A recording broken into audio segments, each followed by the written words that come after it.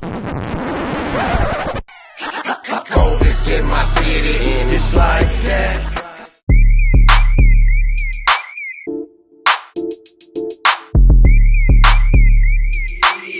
Each chisel made a slap, they gon' keep spinning.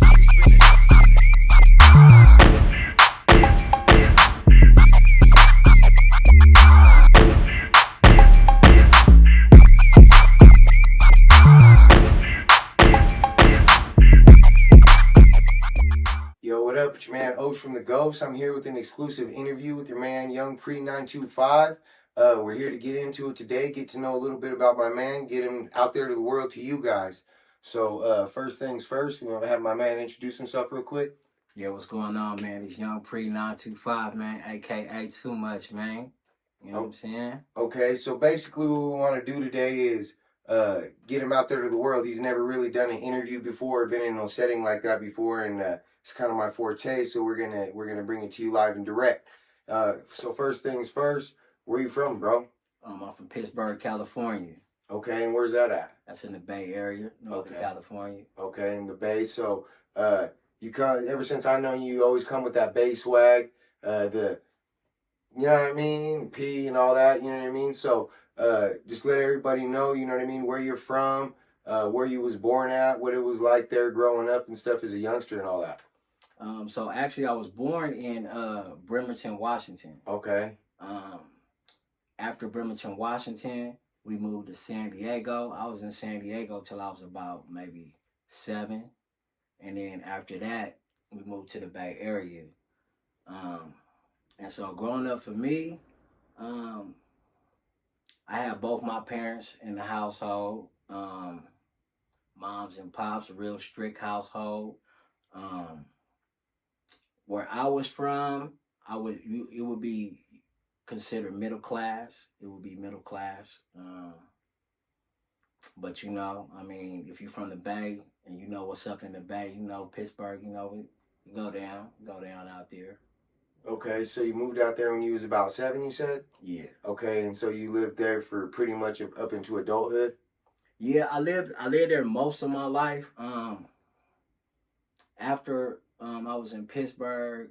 So middle school, high school, all that? Yeah, but I also went to middle school in Chicago. I went to middle school in Chicago my 6th and 7th grade year. And then from there on up. Yeah, because when I went to Pittsburgh, I was out there until I was about 11. And then I went to Chicago and then came back. Okay. And so who's your people out in Chicago? Who you got out there? So my oldest cousin, he's passed away now, David Willis. And I never even met his 2 kids. He was like my father's age. But the reason that we moved out there though is because my mom was in the military at the time. So like that's why I was always bouncing around like that. Okay. So safe to say basically all these places, that's from West Virginia or Virginia. Where'd you say you started at? Where you was born at? In Washington State. Washington State. Okay, that's way up on the west. So from there down to Southern California, and then back up to the Bay, and then to Chicago, and then back to the Bay. And then back to the Bay. Okay, and so you was in the Bay pretty much after that? Yeah. Okay, so then through all these experiences and all this traveling and stuff, is that safe to say kind of what helped you evolve your style in music maybe? Or did that come maybe later?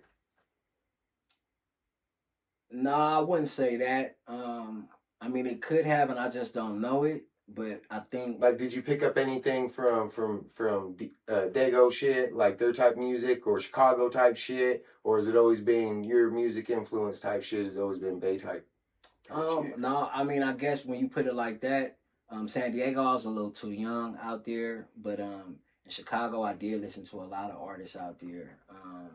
Did any of that follow you back to the Bay? The experiences, music wise, I wouldn't say so. No. Okay. So I was just trying to get in there and see what the foundation is as far as with music, because with music, I never really looked at myself as an artist, so it was all music since I can remember has influenced who I am as an artist right now. Okay. You know what I mean? Because I never at any point ever seen myself being an artist till I was already knees deep. You know what I mean? So, like I didn't even want to be a rapper, so I took a little bit of everything, and that made my style really what it is. So I was trying to see if you had a similar type thing. So then from the Bay, from what you said, seventh grade, eighth grade. Yeah, eighth grade. Okay. Grade on that. Eighth grade going up, and you was in a military family. So uh, since you was moving around so much before that, and it was from eighth grade up that you was in the Bay, is it for a reason? Maybe your parents got out of the military, or you lived with somebody else to where you wasn't moving so much, or they just stayed planted there. Like, is that why I stayed in the Yeah, Bay? yeah. Well, cause my mom, she retired, so that's why we ended up staying in the Bay Area. Okay. And y'all have family out there? Is there a reason why? Nah. We don't have any family out there. I think it's because she bought a home. Okay. And, you know, it's expensive out there, so they put so much money into it. You know, I don't think they wanted to move or leave. Yeah, no, that makes sense for real, for real. So, from middle school up, what was it like out there growing up for you? What kind of people was you around? What kind of activities was you into? Was you a school kid? Was you a street kid? Was you both? So I was always good in school. I kind of dropped out in the 10th grade. I ended up going back to school and getting my high school diploma. But I mean, I was into all type of shit. You know, all type of shit. The people that I was around was in the streets. So when I was young, when I was really young, like 8th grade, even up to my freshman year, I was more into sports and shit, but I was like, you know, fucking with bitches and, you know, smoking weed and all that type of Normal shit. teenage shit. Yeah, but like when I got to like around 11th and 12th grade, that's when, you know, niggas start carrying guns and having issues and Hopped off the porch, what they say. yeah. Okay. All right, so hopped off the porch, 11th, 12th grade-ish, start getting into street shit. What type of shit was you, I mean, you ain't got to expose yourself at all, but anything you want to talk about. Getting into just a lot of issues. Street beef type shit? You could say that. Okay. You could say that. At first, I never really sold drugs. That was like for a short period of time when I was older. Short-lived, that was never really your thing. Yeah, I wasn't really a drug dealer or nothing like that. We used to rob motherfuckers. You know what I'm saying? And, you know, some of that shit turned out bad. Some of that shit turned out real bad. Right. You know what I mean? Right. But, yeah, that was my thing, really. And bitches. You know, bitches always been my thing. Okay. Okay, so I know you rap about that shit a lot in your music. Maybe what's some lyrics that you've drawn from in real life, or some real life experiences that you've put to pen and paper and put it on a beat?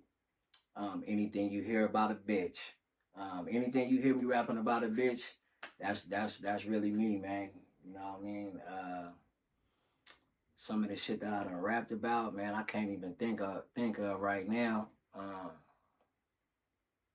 Shit, all that shit, man. You know, she on Pornhub, OnlyFans, Cam Soda and Chatterbait, X and Double X running up these checks and she be busting dates. You know, I'm scraping the plate. You know what I'm saying? Okay. All that, man. You know. Okay. So basically, most your shit's about breaking bitches for money, and through everything that I've noticed, everything I've heard.